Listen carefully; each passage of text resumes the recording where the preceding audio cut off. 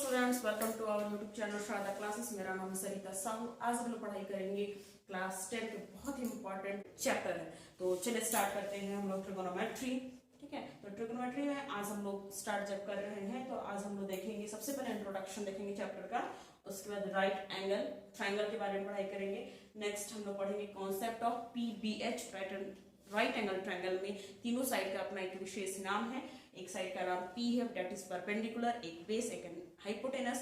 तो तीनों के बारे में हम लोग डिटेल में जानकारी लेंगे कि किसे P कहते हैं, किसे B कहते हैं, किसे H कहते हैं। नेक्स्ट है नोटेशन ऑफ एंगल्स। पूरे ट्रिगोनोमेट्रिक चैप्टर में आप केवल एंगल्स का बहुत सारे नोटेशंस के बारे में पढ़ाई करेंगे, तो उसके बारे में हम लोग आज नॉलेज लेंगे। एंड लास्ट आज हम लोग पढ़ेंगे T रेशियोज, दैट मींस की ट्रिगोनोमेट्रिक रेशियोज।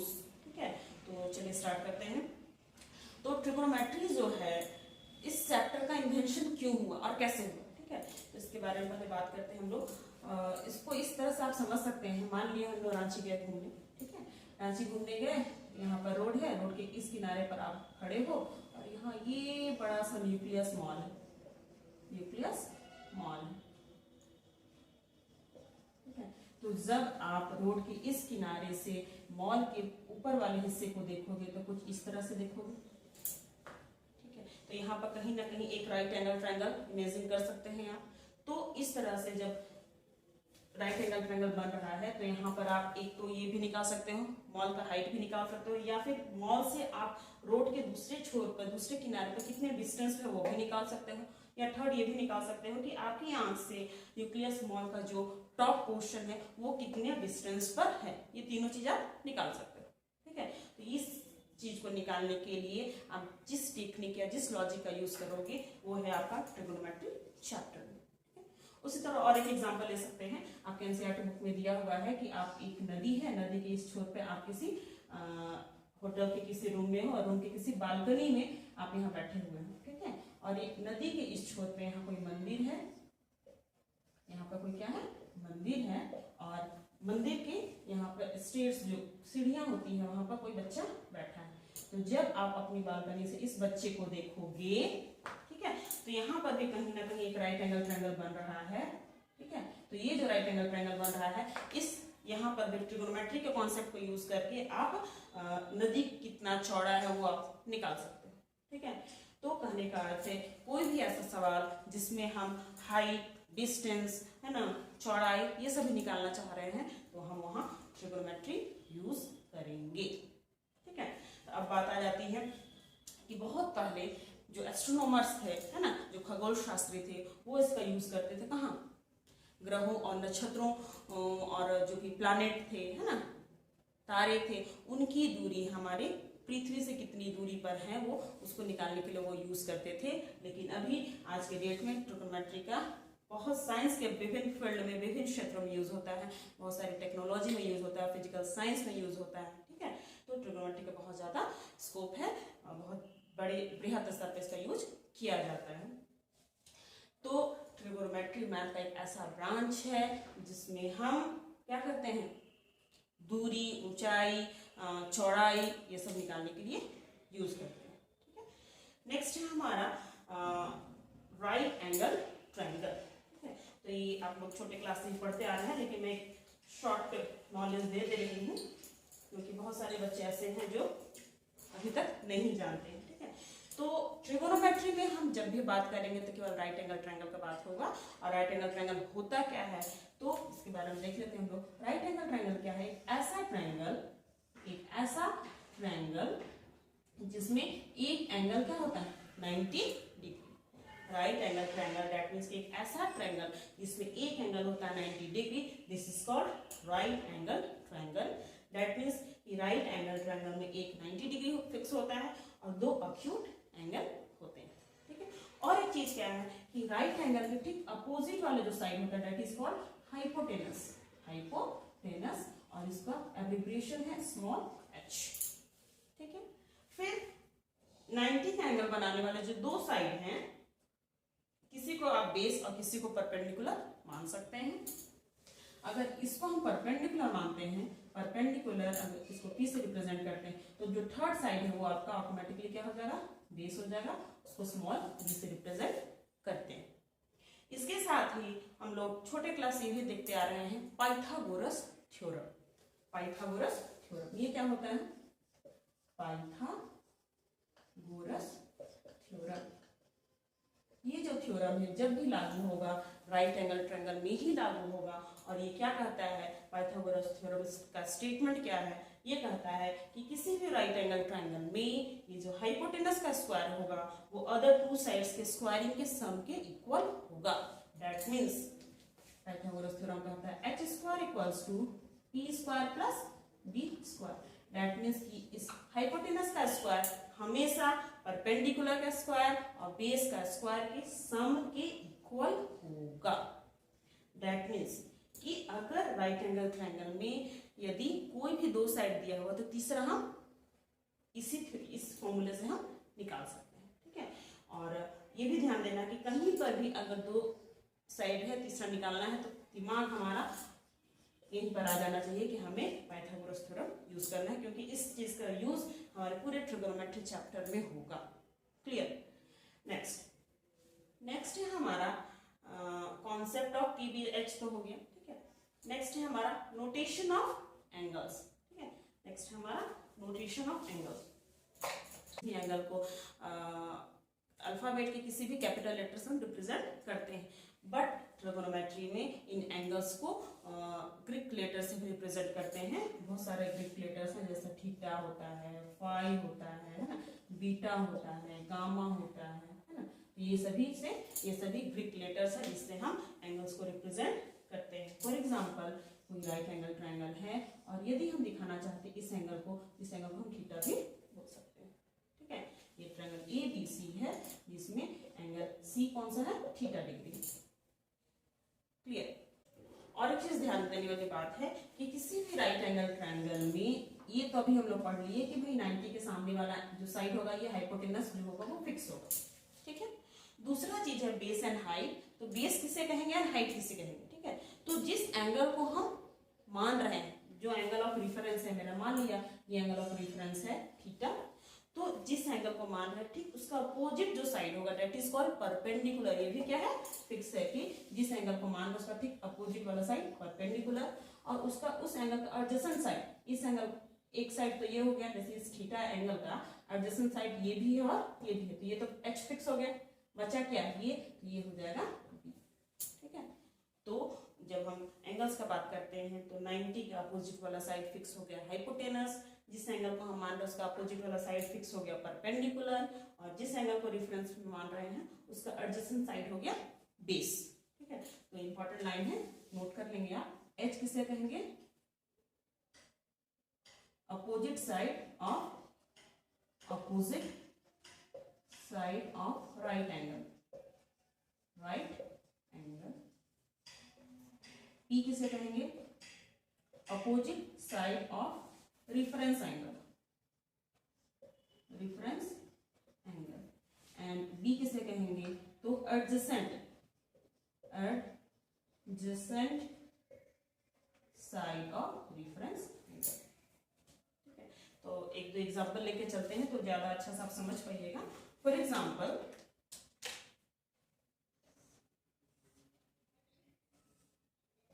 ABC एक हमारा राइट एंगल ट्रायंगल है एट पॉइंट B, और यदि इसे हम मानते हैं एंगल साइन A अगर मानते हैं हम, या फिर इसे एंगल मान रहे हैं तो 90 का अपोजिट ये तो H फिक्स हो गया। ठीक है, और इस एंगल को हम एंगल ऑफ रेफरेंस मान रहे हैं, इसके ठीक सामने वाला साइड क्या हो गया? P हो गया, बचा जो वो बेस हो गया या फिर इसका एडजेसेंट बेस हो गया। उसी तरह हो सकता है मेरे पास कुछ इस तरह सा ट्रायंगल हो, PQR is a right angle triangle at point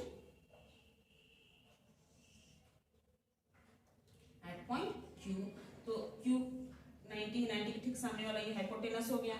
यदि हम इसे एंगल मानते हैं तो इसके सामने वाला साइड P हो गया, और जो लास्ट साइड बच गया जो कि इसका एडजेसेंट है दैट इज बेस। ठीक है, और भी देख सकते हैं, मान लिया मेरे पास एक राइट एंगल ट्रायंगल कुछ इस तरह से है, ये A है, B है, C है, और इसे अगर रेफरेंस एंगल ऑफ रेफरेंस मान रहे हैं तो 90 के अपोजिट वाला ये हाइपोटेनस, ये हो गया P, लास्ट जो बचा वो तो इस तरह से हमने पी, बी और एच का कॉन्सेप्ट क्लियर कर लिया है। Next T ratio. रेशियो के बारे में हम लोग छोटे क्लास से ही पढ़ते आ रहे हैं। रेशियो दैट मीन्स की टू नंबर्स का डिवीजन, फर्स्ट और सेकंड टर्म के बीच का क्या रेशियो है, दैट इज कॉल्ड, मान लिया मेरे पास दो टर्म 2 और 3 और दोनों को डिवाइड कर दिए जब, तो ये जो आया हमारे पास दैट इज 2:3, इसे कहते हैं रेशियो।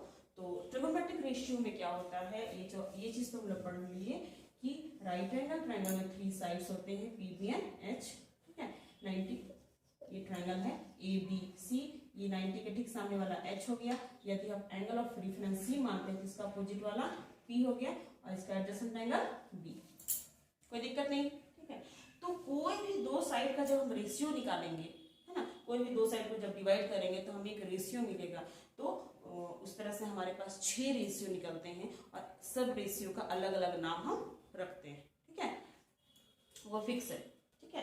तो जैसे अगर p बाई बी करेंगे तो वो हो जाएगा tan, है ना, और यदि हम करते हैं जैसे साइन थीटा होता है p बाई एच, p और h को डिवाइड करेंगे, p में डिवाइड करेंगे h को, तो हमें मिलेगा कौन सा ट्रिगोनोमेट्रिक रेशियो, साइन, और b बाई एच करेंगे तो cos, p बाई बी करेंगे तो tan, इसी का उल्टा जब करेंगे साइन का उल्टा होता है cosec, कोसाइन उसी को कहते हैं, फिर tan का उल्टा होता है cot और साइन का उल्टा होता है cosec, ठीक है। तो इस तरह से होता है, तो इसको आप नोट कर लेंगे।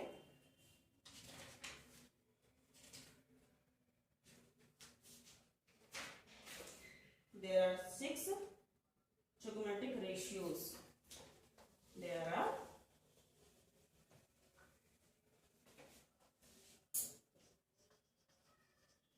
SIN साइन, इसको शॉर्ट में लिखते हैं SIN, और साइन थीटा इक्वल्स टू होता है, साइन इक्वल्स टू होता है P by H, cos equals to होता है sine theta P by H cos theta B by H, tan theta P by B, और ये जो टेंजेंट है ये को टेंजेंट है, ठीक है, को टेंजेंट जो होता है टेंजेंट का उल्टा होता है, तो टेंजेंट है आपका P बाई बी, तो कॉट हो जाएगा B बाई पी। फिर सेकेंड जो है वो उल्टा है आपका कॉस का, ठीक है, तो कॉस है B बाई एच, सेकेंड होगा H by B, and cosecant जो है वो साइन का उल्टा है, साइन होता है P बाई एच, तो कोसेकेंट होगा आपका H बाई पी, ठीक है। समझ में आ रहा है? तो इसे याद करने का एक शॉर्ट तरीका है, 3 याद रहेगा तो बाकी 3 ऐसे याद हो जाएगा। साइन थीटा इक्वल्स टू होता है B by H, cos theta equals to होता है B by H, and tan theta equals to होता है P बाई पी, ठीक है। और इसी का उल्टा कर देंगे तो हमारे पास आ जाएगा साइन का उल्टा कॉसेक, कॉस का उल्टा सेक, एंड tan का उल्टा कॉट, ठीक है। थीटा भी लगा सकते हैं साथ में, तो इसी का उल्टा कर दीजिए। साइन थीटा है P बाई एच, तो कॉसेक इसका उल्टा तो H बाई पी, फिर है कॉस थीटा है B बाई एच, तो सेक थीटा होगा H by B, tan theta है P बाई बी, तो कॉट होगा उसका उल्टा B बाई पी। क्लियर? 2 बार 3 बार बोलिएगा, लिख कर याद कीजिएगा, तुरंत याद हो जाएगा, ठीक है। तो थोड़ा सा याद करने में दिक्कत होता है, लेकिन याद हो जाने के बाद होल लाइफ याद रहता है, ठीक है। तो इसको याद कीजिएगा, क्योंकि ट्रिगोनोमेट्री पूरा चैप्टर आपका कहीं ना कहीं फॉर्मूलाज पर ही है, और आगे जाएंगे और आगे क्लास करेंगे, हमें और नए फॉर्मूला ही मिलेंगे, तो हर दिन का फॉर्मूला हर दिन आप याद करते चलेंगे तो क्लास हमारा करना आसान हो जाएगा, ठीक है। तो इस तरह से ये हो गया। तो एक ध्यान देना है, शुरू में मैं बतला चुकी हूँ कि किसी भी राइट एंगल ट्रायंगल में अगर 2 साइड पता है, तीसरा मेरे लिए अननोन है, तो सबसे पहले हमें क्या करना है, ध्यान में लाना है कि अननोन साइड कैसे निकलेगा, तो बाय पाइथागोरस थ्योरम, ठीक है। तो पाइथागोरस थ्योरम क्या करता है कि राइट एंगल ट्रायंगल के ठीक 90 का अपोजिट वाला that is hypotenuse, h² equals to t² plus b², तो ऐसा लेकर चलते हैं। तो सिंस ac का स्क्वायर इक्वल्स टू bc का स्क्वायर प्लस ab², AC हमें नहीं पता है, मान लिया h है, BC है हमारा 4 का स्क्वायर और AB है 3 का स्क्वायर, 4 का स्क्वायर 16, 3 का स्क्वायर 9, दैट मीन्स 25, और इधर हमारा चल रहा है h² स्क्वायर है, हमें तो ओनली h चाहिए, तो रूट ले लेंगे, तो हेंस h का वैल्यू हो गया 25 का रूट क्या हो जाएगा 5, तो ये h आ गया हमारा 5। अब तीनों साइड हमें पता है। अब चलते हैं सवाल sine a। Sine a that means की साइन ऑफ एंगल a, मतलब कि फॉर एंगल a के लिए ये जो साइन ट्रिग्नोमेट्रिक रेशियो है साइन इक्वल टू क्या होता है p/h, वो निकालना है। तो फॉर एंगल a के लिए जब एंगल a हम ये मान रहे हैं तो उसके लिए p क्या हो जाएगा, साइड BC हो जाएगा। क्लियर, क्योंकि शुरू में ही मैं बतला चुकी हूँ कि जिस एंगल को हम रेफरेंस मानेंगे ठीक उसका अपोजिट वाला साइड दैट इज p, 90 का अपोजिट वाला h, और जो रिमेनिंग बच गया वो 20। ठीक है, तो साइन थीटा साइन a के लिए इसके लिए p क्या हो जाएगा BC, sine theta equals to p/h। h तो फिक्स है हमारा, h तो फिक्स है, h है हमारा AC, BC है 4 और ये है 5, 4/5। नेक्स्ट है cos A। cos A that means angle हमारा यही है। अब cos के लिए फॉर्मूला क्या है, cos theta equals to b/h। तो जब A ये है तो p, ये h हो गया तो b क्या है ये है, तो b और बाई h क्या है AC, AB हमारा 3 और AC 5। नेक्स्ट है cot A। cot A angle हमारा यही है। ठीक है, cot A का बात कर रहे हैं तो cot A क्या होता है b/p। cot A equals to tan theta equals to p/p and cot b/p। तो b तो ये था 3 और p क्या है 4। ठीक है, नेक्स्ट sec C। अब एंगल C पर आ जाइए, जब एंगल C पर हम जाएंगे तो इसके लिए p क्या हो जाएगा, इसके लिए p हो जाएगा 3 और h तो फिक्स है और b क्या हो जाएगा, तो sec theta sec C equals to क्या होता है cos थीटा इक्वल्स टू होता है b/h, और c का उल्टा तो h/b। तो sec के लिए h तो हमारा फिक्स है 5 एंड b क्या है 4। फिर cosec C। cosec C, तो cosec C अगर हम देखें तो c यही एंगल है, इसके लिए p ये है, h ये है और b ये है। तो cosec जो होता है वो साइन का उल्टा होता है, साइन थीटा इक्वल्स होता है p/h, तो ये क्या होगा h/p। देन h 5 एंड p 3। tan C। tan C है जो है tan theta equals to p/b for angle C। p क्या होगा ठीक इसके सामने वाला, तो p tan theta equals to p/b that means कि 3/4। So is your answer. ठीक है, तो इस तरह से आपका सवाल दिया रहेगा। हो सकता है आपका रेशियो भी दिया रहे, तो रेशियो वाला सवाल मैं नेक्स्ट क्लास में बताऊंगी। तो आज के लिए इतना ही है। मैं बस आई होप आप लोगों को समझ में आया होगा और आशा करती हूँ कि आप लोग भी थोड़ा सा मेहनत करें, जब भी क्लास करें तो कॉपी में लेकर चलें और जो फॉर्मूलाज मैंने आज बतलाया है उसे आप याद करके रखें, तो नेक्स्ट क्लास पढ़ना हमारे लिए आसान हो जाएगा। Thank you.